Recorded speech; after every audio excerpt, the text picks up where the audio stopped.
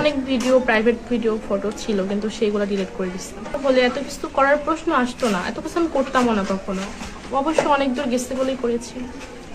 আমার সম্পর্ক ছিল, এই জন্যই কথা বলতাম, কারণ সে যখন তার জিনিসটা মানে তার এক্সপ্রেশনটা দেখাতো, তখন আমি ভিডিও করার মানে আমার কোনো ইয়া ছিল না, বা আমি করতে পারিনি সেই মুহূর্তে। এই জন্য যখন আমি ভাবলাম যে আমার ভিডিওটা করা লাগবে, তখন আমি এইভাবে কথা বললাম, সেও তার এক্সপ্রেশনটা দেখালো।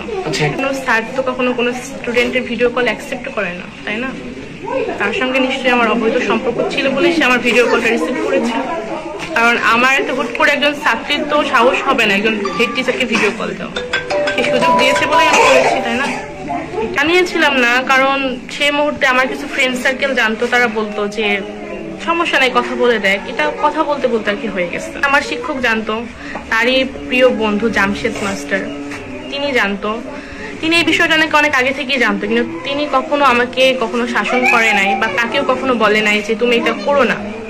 এটা বলছে জাস্ট 2-1 মাস আগে থেকে উনি আমাকে বলতো যে এটা তোমার ঠিক হচ্ছে না, কিন্তু এটা তো আমি অনেক আগেই করে ফেলছি।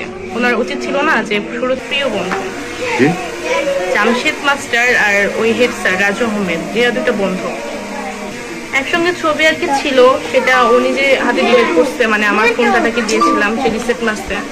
এই ডকুমেন্টগুলো আমার কাছে আছে, যে স্বেচ্ছায় ডিলিট করেছে, তার রিপোর্ট আমার কাছে আছে। ভাইরাল করলো না, কারণ উনি আসলে ভাবছিল না যে আমার পক্ষে এগুলা করা পসিবল হবে, কারণ আমি ছোট মানুষ, আর যেহেতু আমি তাকে অনেক বেশি বিশ্বাস করতাম, ভালোবাসতাম। উনি ভেবেছিল কি ওনার বিরুদ্ধে কোনো স্টেপ হয়তো আমি কখনো নিতে পারবো না, এটা ভেবেছিল। কারণ কোনো মেয়ে তো নেয়নি, এই আমি প্রথম। এই বিষয়ে আমি সেরকম কিছুই জানি না, করে বলছি। হ্যাঁ, এটা অভিযোগ তো দিবেই, সে তো অভিযোগ দিবে, কিন্তু এরকম কোনো কিছুই না। কারণ তার প্রতি আমার পার্সোনাল কোনো রাগ নেই, বা আমার ফ্যামিলির যে রাগ থাকবে সেরকম কিছু না। বিয়ের প্রস্তাব দিয়েছিলাম, কিন্তু সে অ্যাকসেপ্ট করেনি। পরে আমিও ভাবলাম যে প্রয়োজন কি এরকম একটা মানুষের সঙ্গে রিলেশনে গেছি, ভালো কথা, বিয়ের কথা বলছিলাম, যেহেতু আমার রিলেশন ছিল তার সঙ্গে, কিন্তু সে কখনোই রাজি হয়নি।